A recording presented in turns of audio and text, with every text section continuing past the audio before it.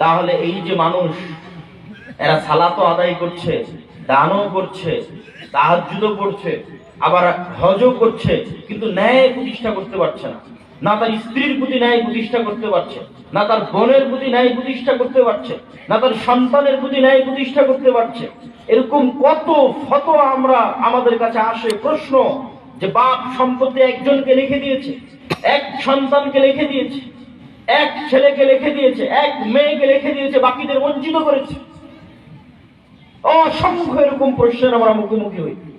তাহলে তাদেরকে আপনি সংজ্ঞায়িত করবেন কোন উদাহরণে, যে এদের হুকুমটা কি ইসলামের দৃষ্টিতে?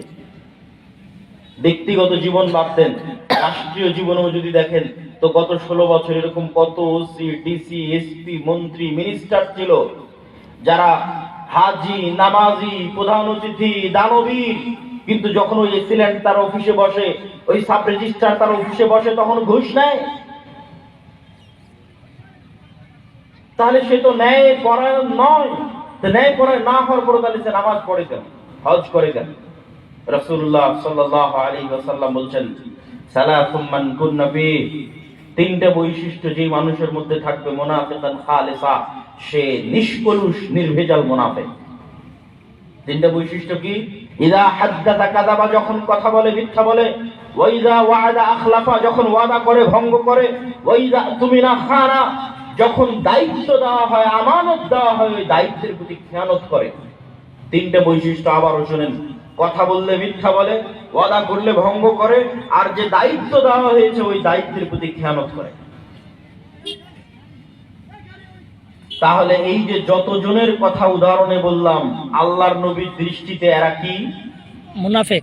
কথা বলেন না যে এরা কি? মুনাফিক। মুনাফিক।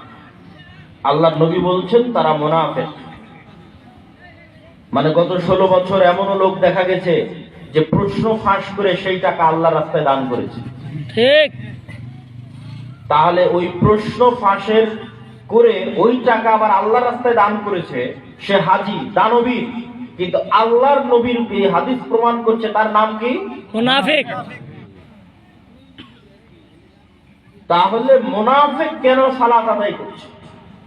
মুনাফিক কেন সিয়াম পালন করছে? মুনাফিক তার মুনাফিকি ঢাকতে, তার মুনাফিকির উপর পর্দা দিতে হজ করতে গেছে। ঠিক। মুনাফিক তার মুনাফিকি ঢাকতে, মুনাফিকির উপর পর্দা দিতে প্রধান অতিথি হয়ে দানের ঘোষণা দিচ্ছে। মুনাফিক তার মুনাফিকি ঢাকতে, মুনাফিকি লুকাতে, মুনাফিকির উপর পর্দা দিতে গিয়ে নিজেকে নামাজি দেখাচ্ছে, নিজেকে হাজি দেখাচ্ছে, মাথায় টুপি দিয়েছে, মুখে দাড়ি রেখেছে, মুনাফিক। কিন্তু মুনাফিকি ঢাকতে এগুলো করছে। এই সমস্ত মুনাফিকদের দিয়ে কখনো রাষ্ট্র ক্ষমতায় ইসলাম প্রতিষ্ঠিত হবে না, হবে না, হবে না।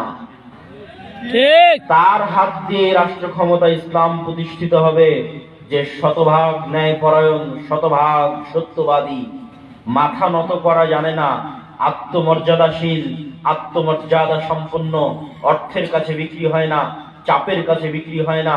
এরকম একটা প্রজন্ম লাগবে আমাদের।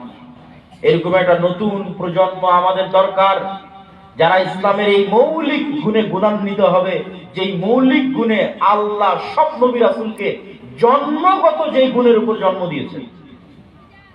আমাদের নবী মুহাম্মদ সাল্লাল্লাহু আলাইহি ওয়াসাল্লাম 40 বছর পর ওহী পাওয়ার পর সালাত, সিয়াম, হজ, যাকাতের দাওয়াত দিয়েছেন, কিন্তু জন্মগত যেই গুণের উপর আল্লাহ মুহাম্মদ সাল্লাল্লাহু আলাইহি ওয়াসাল্লামকে জন্ম দিয়েছেন, ওই জন্মগত গুণের নাম হচ্ছে ন্যায়পরায়ণতা, সত্যবাদিতা। আমাদের মধ্যে বাহ্যিক ওই ইবাদত গুলো আছে, বাহ্যিক ওই আনুষ্ঠানিকতা গুলো আছে, কিন্তু আমি যখন নামাজে দাঁড়াচ্ছি আমি মিথ্যুক। কত মুসলমান নিবেন ভারত, পাকিস্তান, বাংলাদেশ, আফগানিস্তান থেকে পাড়ি জমিয়েছে ইউরোপ এবং আমেরিকায়, পুরো জীবনটা মিথ্যা